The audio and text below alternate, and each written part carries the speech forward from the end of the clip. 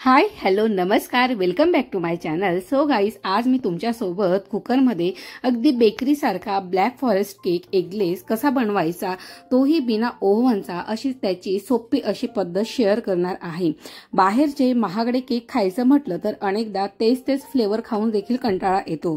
Birthday असो anniversary असो किंवा कुठलंही सेलिब्रेशन असो त्या निमित्ताने तुम्ही घरच्या घरी ब्लॅक फॉरेस्ट केक नक्कीच बनवू शकता।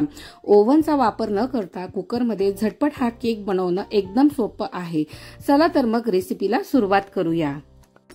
सो गाइस या ठिकाणी मी 250 ग्रॅम चॉकलेट प्रीमिक्स घेतलेले होते। आता त्यामध्ये मी 2 टेबलस्पून ऑइल ऍड करून घेत आहे। नंतर या ठिकाणी मी 140 मिलीलीटर पाण्याचा वापर केलेला आहे। सो गाइस याच मेजरमेंटने तुम्ही देखील ऑइल आणि पाण्याचा वापर करा जेणेकरून तुमचा केक बेस हा परफेक्ट तयार होईल। केक म्हणजे नेहमी फसणारा पदार्थ किंवा तो मध्येच बेक होत नाही आणि किंवा तो प्रॉपर फुगतच नाही असे बरेच असे प्रॉब्लेम केक बेस तयार करत असताना येत असतात। पण आपण पाण्याचा आणि ऑइलचा प्रॉपर यूज केला तर आपला बेस देखील नेहमी छान तयार होत असतो। सो या ठिकाणी बॅटर रेडी झालेलं आहे आणि मी या ठिकाणी आता केक टीन तयार करायला घेत आहे। केक टीनला तेलाने किंवा बटरने ग्रीस करून त्यावर बटर पेपर टाकला तरी चालतो किंवा बटर पेपर नसेल तर फक्त आपण अशा प्रकारे ऑइल ग्रीस करून केक टीन तयार करू शकतो। सो या केक टीन मध्ये मी आता बॅटर या ठिकाणी टाकून घेतलेले आहे। केक टीन व्यवस्थित टॅप करून घ्यायचा आहे। साइडला मी ऑलरेडी कुकर हा प्रीहीट करायला ठेवलेला होता। या ठिकाणी मी कुठल्याही मिठाचा यात वापर केलेला नाही आहे। फक्त या ठिकाणी स्टँड ठेवलेलं होतं त्याच्यावर आता केक टीन ठेवून या 45 मिनिटांसाठी मी केक बेक करायला ठेवून घेतलेला होता। नंतर 45 मिनिटांनी फ्लेम ऑफ करून केक पूर्णपणे बेक झाल्यानंतर कुकरच्या बाहेर काढून त्या केकला आपण व्यवस्थित एका कपड्याने झाकून ठेवायचे आहेत। आता या ठिकाणी मी सुरीच्या सहाय्याने टेस्ट करून पाहिलं की केक व्यवस्थित बेक झालेला आहे की नाही। माझा या ठिकाणी केक बेस हा गार झाल्यानंतर मी या ठिकाणी क्रीम देखील व्हिप करून घेतलेली होती। साइडच्या कडा संपूर्ण मोकळ्या करून तुम्ही पाहू शकता की किती परफेक्ट असा स्पॉन्ज तयार झालेला आहे आणि त्याला छान अशी जाळी देखील आलेली आहे। केक बेस गार झाल्यानंतर सुरीने किंवा दोऱ्याने केकचे 3 भागांमध्ये गोलाकार अशा लेयर तयार करून घ्यायच्या आहेत।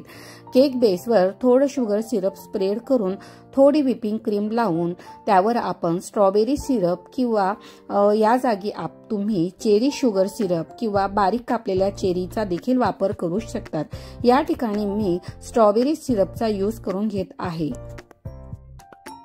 सो गाइज या ठिकाणी स्ट्रॉबेरी सिरप स्प्रेड केल्यानंतर मी या ठिकाणी चॉकलेट टॉपिंग्स ऍड करत आहे। जर तुमच्याकडे डार्क चॉकलेट कंपाऊंड असेल तर पिलरच्या सहाय्याने त्याला किसून त्याचे कर्ल्स किंवा चिप्स काढून घ्या किंवा तुमच्याकडे चॉकलेट टॉपिंग्स और स्प्रिंकल असतील तर त्यांचा देखील तुम्ही वापर करू शकता।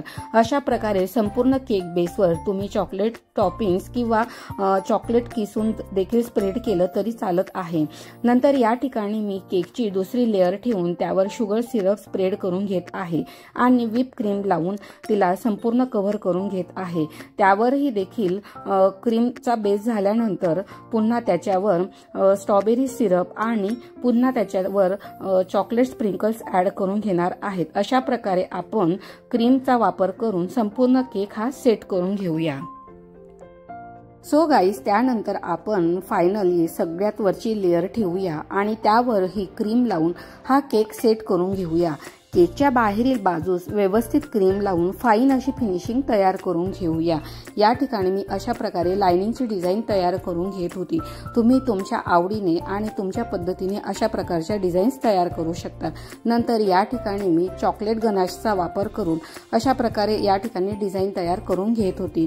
सो गाइस या ठिकाणी रेडी आहे आपला फायनल लुक ब्लॅक फॉरेस्ट केकचा। सो अशा प्रकारे कुकरमध्ये अगदी बेकरी सारखा आपण आज झटपट कमीत कमी साहित्यात आणि कमीत कमी नोझलचा वापर करून ब्लॅक फॉरेस्ट एगलेस केक तयार केलेला आहे आणि तोही बिना ओव्हनचा। सो गाइस तुम्हाला ही बिना ओव्हनची रेसिपी कशी वाटली मला कमेंट सेक्शन मध्ये लिहायला विसरू नका। आणि हो ही रेसिपी आणि ही डिझाइन आवडली असेल तर नक्कीच व्हिडिओला एक लाईक आणि तुमच्या मित्रमैत्रिणींसोबत नक्की शेअर करा। चला तर मग भेटूया पुन्हा अशाच एका नवीन आणि माहितीपूर्वक व्हिडिओमध्ये। तोपर्यंत मात्र सर्वांना बाय।